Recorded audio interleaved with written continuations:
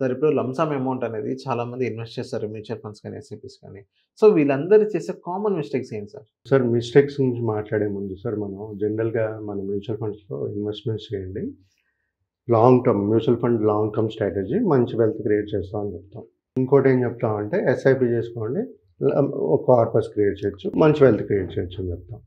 Human beings కాబట్టి errors are done. So mistakes are done. మార్కెట్‌ని timing చేస్తారు. అంటే ఇవాళ వాళ్ళు అనుకుంటారు. అంటే ఎవ్వరు ప్రిడిక్ట్ చేయలేరు. మార్కెట్ ఇవాళ బాగాలేదు, ఇంకా పడుతుంది అని చెప్పి మార్కెట్‌ని టైమింగ్ చేయడానికి ట్రై చేస్తుంటారు.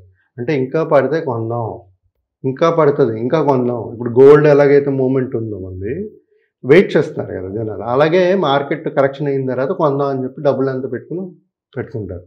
ఇది కాకుండా సార్ ప్రతి ఒక్కరు చేసే మిస్టేక్ ఏంటంటే గోల్స్ ఐడెంటిఫై చేసి సెట్ చేసుకోరు.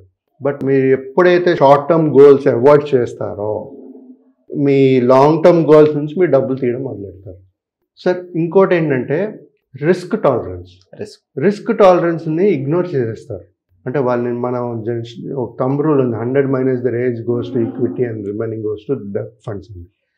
సో ఆ థంబ్ రూల్ ప్రకారం చేసుకుంటే ఎంత ఈక్విటీలో పెట్టాలో ఎంత చేయాలో తెలుస్తుంది. అదే కాకుండా మీరు ఒక ఉద్యోగం కానీ చేస్తుంటే మీకు ఒక ఎమర్జెన్సీ ఫండ్ కావాలి.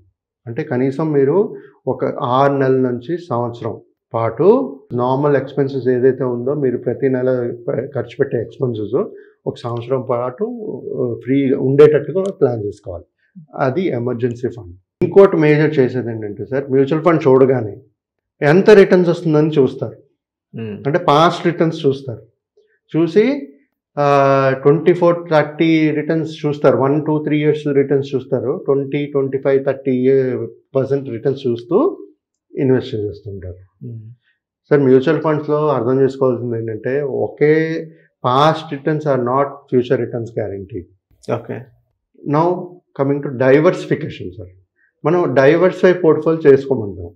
జనాలు చేసేది ఏంటంటే ఓవర్ డైవర్సిఫై చేస్తారు. అంటే ఒక 10,000 వేసారనుకోండి, 10 స్కీమ్స్ ఇస్తారు. 10,000 అయిపోయింది. Over diversification, that is another mistake they do. First అన్నీ బాగానే ఉంటాయి సార్. లాంగ్ టర్మ్ అంటారు, రిస్క్ తీసుకుంటా అంటారు, అన్నీ చూస్తారు. కానీ వాళ్ళు చేసేది ఏంటంటే సడన్గా మార్కెట్ వాలటైల్ అయింది అనుకోండి, ప్యానిక్ అయిపోతారు. ప్యానిక్ అయిపోయి దే కీప్ చేంజింగ్, చేయడము, మార్చడాలు చేస్తుంటారు. దానివల్ల కూడా వాళ్ళ రిటర్న్స్ అనేది చాలా ఎఫెక్ట్ పడుతుంది.